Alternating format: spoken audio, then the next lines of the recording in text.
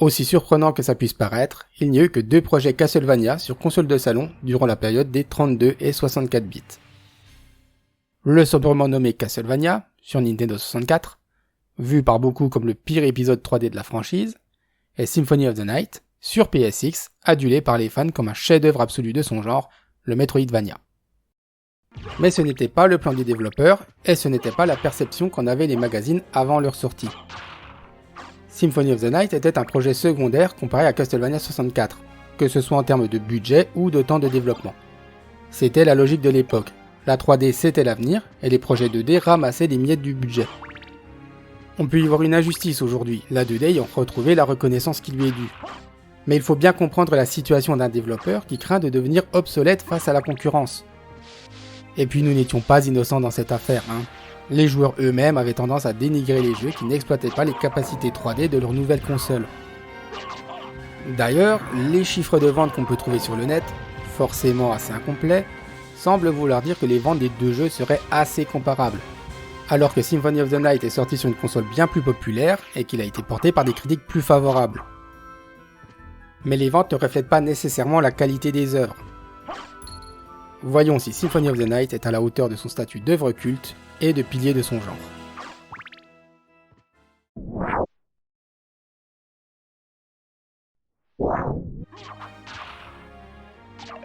Visuellement en tout cas, aucun doute. On est non seulement sur une œuvre magnifique en son temps, mais peut-être sur l'un des plus beaux pixel art de tous les temps. Encore aujourd'hui, les amateurs peuvent trouver un souci du détail rarement vu ailleurs, même dans des jeux tournant sur des systèmes infiniment plus puissants. Chaque environnement a ses propres décors, et on se prend à s'attarder sur le grain d'un mur de pierre, les fioritures d'un encadrement, le sculpté d'une statue. Symphony of the Night se permet ce niveau de détail avec une résolution de seulement 256 sur 240. Certains titres modernes n'atteignent pas ce niveau de détail avec une résolution bien supérieure. Le placement de chaque pixel semble avoir été réfléchi, étudié pour offrir le meilleur rendu possible. D'ailleurs, cette résolution, la plus basse dont la PSX était capable, a une explication partielle dans l'origine de certains sprites. Symphony of the Night étant une suite directe de Round of Blood, il emprunte un certain nombre d'assets à ce jeu. Et oui, avec un budget et un temps de développement serré, viennent quelques raccourcis. Du coup, pour conserver la cohérence entre les différents éléments, en particulier en termes de taille et de rendu entre les personnages, autant adopter une résolution proche de celle de la PC Engine, qui fait tourner Round of Blood en 256 sur 224. En parlant de sprites, admirez la démarche d'Alucard, cap au vent à travers le château. À la fois déterminé comme jamais et parfaitement ostentatoire. Une attitude qui envoie un message clair à l'ennemi. Le fils de Dracula est de retour pour botter des culs, mais il le fera avec classe. Sans déconner, il y a un développeur quelque part qui a passé bien trop de temps sur cette animation juste pour se la péter auprès des collègues. De manière générale, l'animation d'Alucard est incroyable. Il a comme l'air de glisser sur le sol, de flotter dans les airs, avec une aisance déconcertante. C'est comme ça qu'on donne de la personnalité à son personnage sans même avoir à le faire parler. Et encore heureux, d'ailleurs. Parce que quand il parle... Bon, on verra ça plus tard. Le reste des sprites est peut-être un poil moins détaillé. Mais chacun, ancien comme nouveau, reste proche de la perfection. Chaque pixel, chaque frame d'animation donne envie aux monstres comme peu de jeux l'avaient fait auparavant. Et que dire des boss? Ce sont plus de 20 boss originaux qu'on est amené à affronter ici. Tous plus impressionnants les uns que les autres, que ce soit les adversaires à échelle humaine, ou les gigantesques monstres occupant la plupart de l'écran. Voire 2 bons écrans. La thématisation des monstres reste centrée sur ceux des mythologies et de la littérature classique, et les environnements sont assez cohérents avec la période dépeinte, le jeu se déroulant en 1796. J'ai parlé plus tôt de la génération 32 bits comme étant celle de la 3D. Symphony of the Night ne l'a pas totalement oublié. On trouve à différents moments quelques éléments de 3D dans le jeu, mais surtout on trouve des cinématiques en 3D du château. Et ouais, les limites du budget se font sentir.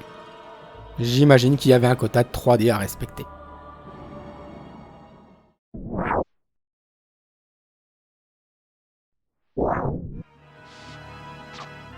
La bande originale, composée par la géniale Michiru Yamane, est reconnue comme une des meilleures de tous les temps. À juste titre. Non, pas de suspense. Tous les morceaux sont bons, la plupart sont excellents. Non seulement ça, mais l'ambiance musicale est très cohérente, même si l'instrumentalisation varie beaucoup, avec une sonorité parfois très électrique et moderne.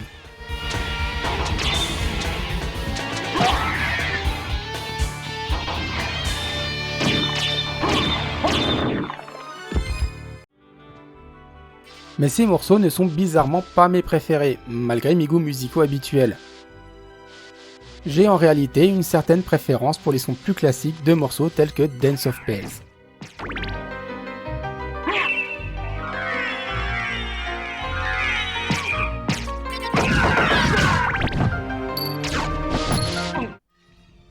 Dans le château inversé, dont on reparlera, les morceaux se font un peu plus inquiétants, les sons un peu plus dissonants, collant à la bizarrerie des lieux.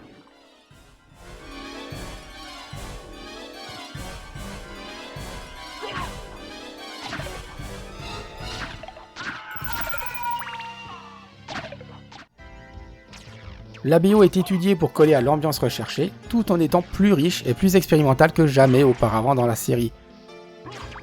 C'est à mon sens le parfait équilibre au sein de la saga, entre un Castlevania 4 superbe dans son respect de l'horreur classique, et des épisodes plus tardifs à l'ambiance plus éclectique, mais moins bien définie.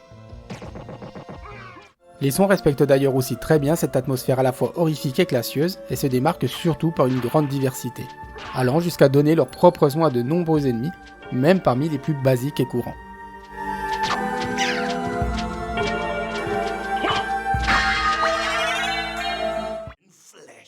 Les doublages par contre n'ont pas la même réputation que le reste du design sonore du jeu. S'ils sont tout aussi célèbres que la BO, c'est pour une toute autre raison. Ils font partie de ces doublages propres à l'époque, qui sentent l'amateurisme et semblent être issus d'un seul enregistrement sans contextualisation et sans direction. Le résultat est totalement décalé, hors sujet, et parfois hilarant d'absurdité. What is a man? A miserable little pile of secrets. But enough talk. How about you?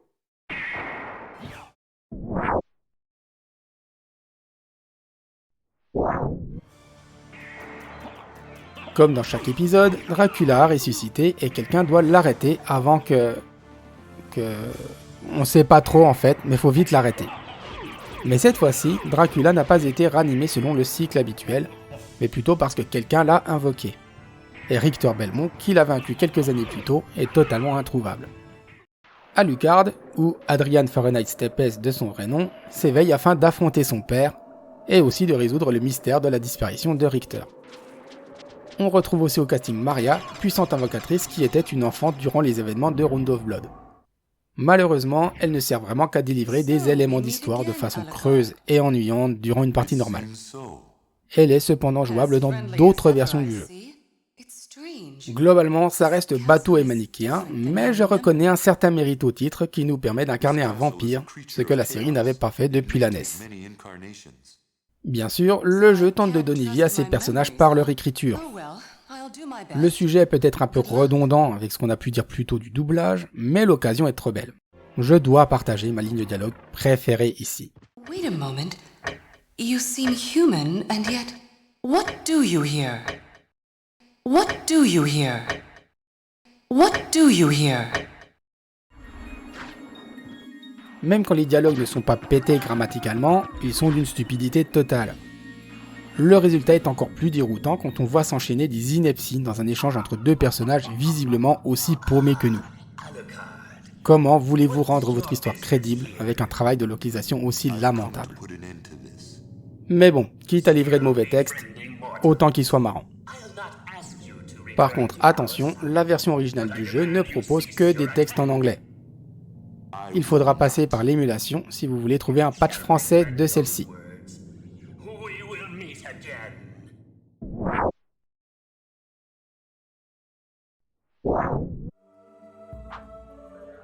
Comme dit plus tôt, cet épisode nous permet d'incarner un vampire, ou plus exactement un dampire, né de l'union d'un vampire et d'une femme mortelle. Ce n'est pas juste un délire scénaristique, une partie des capacités s'inspirant des vampires classiques, en particulier du Dracula de Bram Stoker lui-même.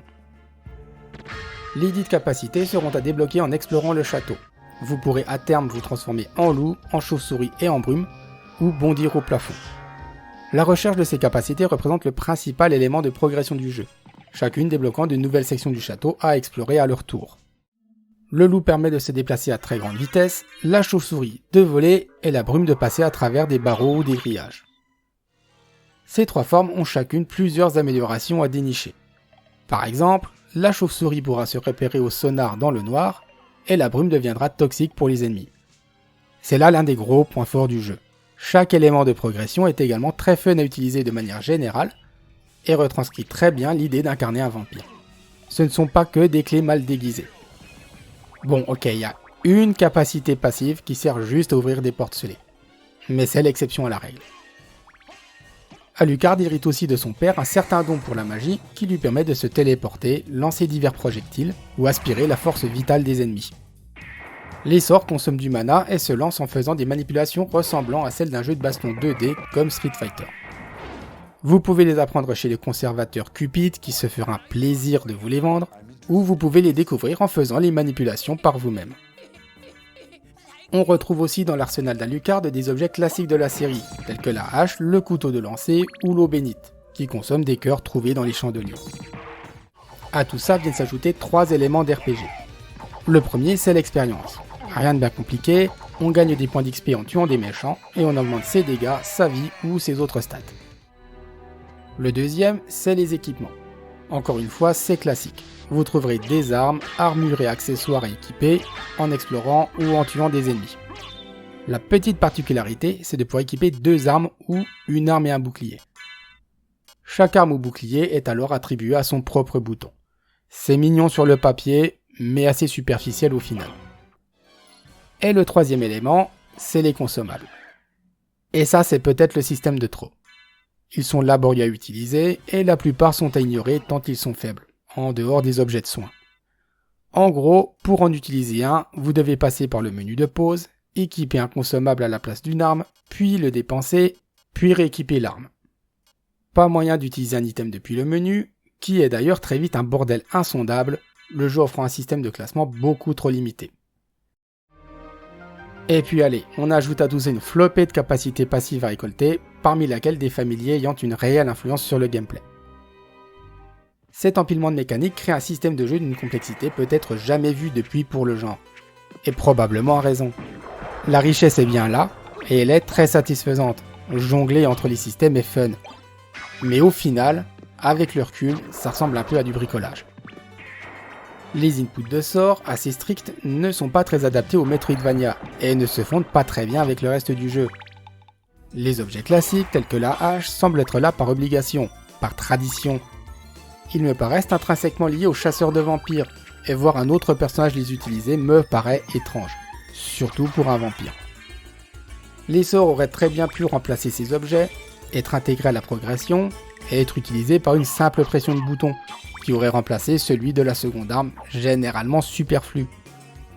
Quant aux consommables, ils auraient gagné à être beaucoup moins nombreux, mieux classés et utilisables depuis leur inventaire, comme dans n'importe quel bon RPG en fait.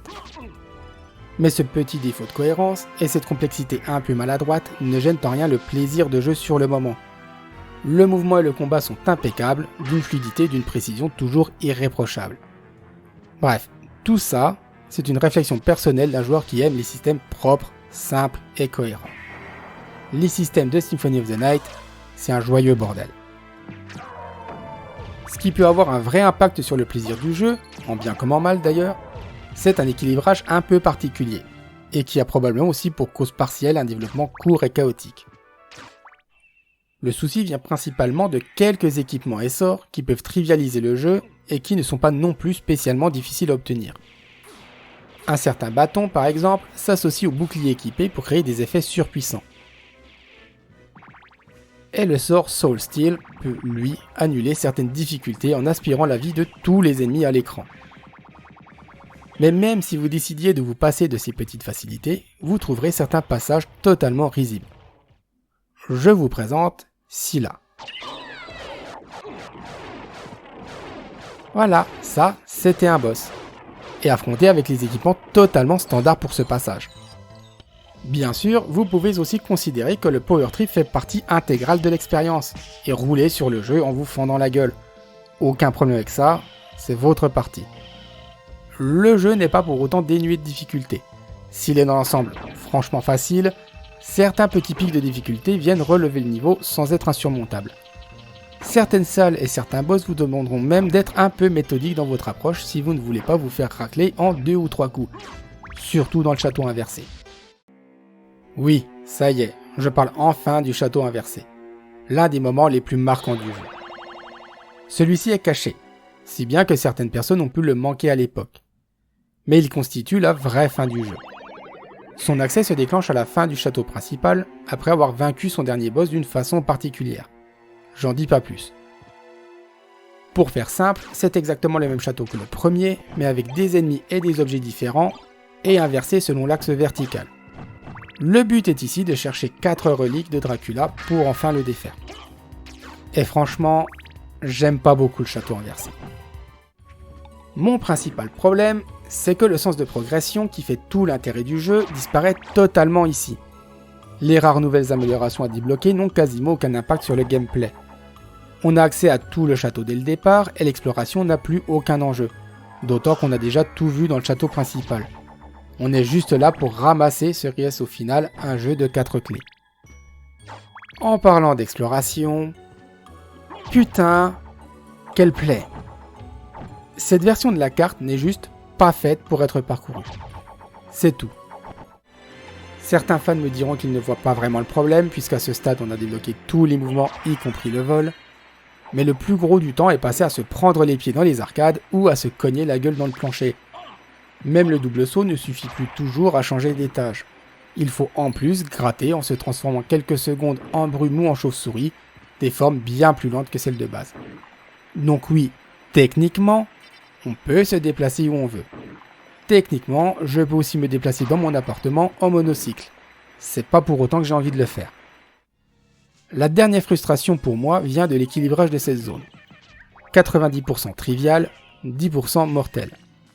On s'ennuie à traverser péniblement 10 pièces sans aucun intérêt, pour finalement se faire buter par une salle remplie de pièges vicieux et d'ennemis qui vous éclatent en quelques coups. C'est supportable parce que les points de sauvegarde sont fréquents, mais on régresse quand même pas mal dans la gestion de la difficulté. De manière générale, le level design n'est pas foufou dans le château inversé. On sent bien que les développeurs ont dû bricoler un truc dans un espace mal foutu, parce que mal pensé. On sent aussi une tentative à peine déguisée d'augmenter un peu la durée de vie du titre à moindre frais.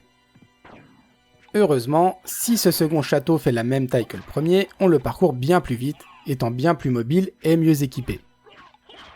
On nous épargne aussi les nombreux allers-retours du château principal, et tant mieux parce que celui-ci n'est pas exempt de petites frustrations, avec des téléporteurs vraiment rares, forçant des trajets un peu trop nombreux et un peu trop lents.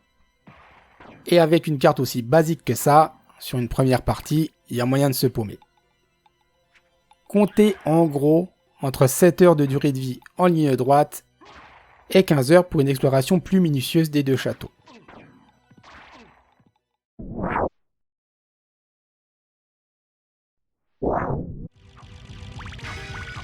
Du coup, Symphony of the Night, surestimé, surfait, non, faut juste être conscient de son contexte.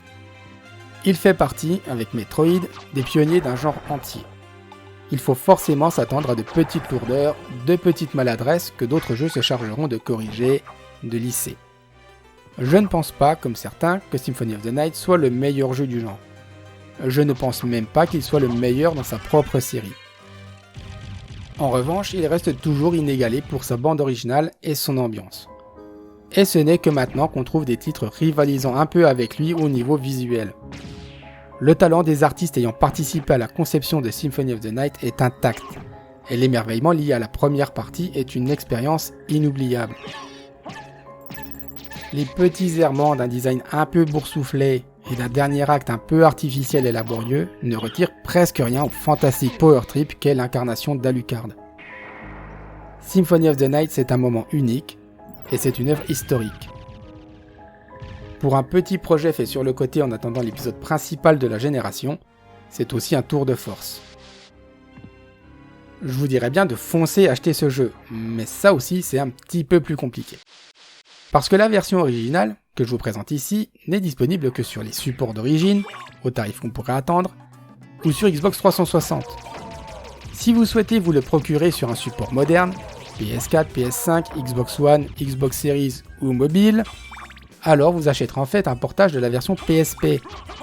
Ça reste le même jeu à 99%, mais avec des contrôles légèrement inférieurs, passant par des combinaisons de touches à cause d'un manque de boutons de la PSP. On y trouve aussi un mix sonore très légèrement inférieur. Cette version a aussi le culot de changer les textes et les doublages. Ça ne me poserait pas de problème si les anciens restaient une option ou si les nouveaux étaient de qualité professionnelle. Mais non. C'est quasiment aussi mauvais qu'avant, sauf que c'est même pas drôle. C'est juste nul. La raison pour laquelle seule cette version est actuellement distribuée est inconnue. Mais une rumeur persistante prétend que les doubleurs originaux exigeraient des royalties à Konami, que ceux-ci leur refuseraient. En tout cas, vous voilà prévenu. Si vous souhaitez faire Symphony of the Night sur les supports modernes, vous aurez une expérience un tout petit peu différente de l'original. Et des textes en français. Ça c'est cool. Et sur Switch et PC, le jeu n'est simplement pas dispo. Donc, débrouillez-vous. Moi en tout cas, je vous laisse là. Alors à la prochaine. Et d'ici là, amusez-vous bien.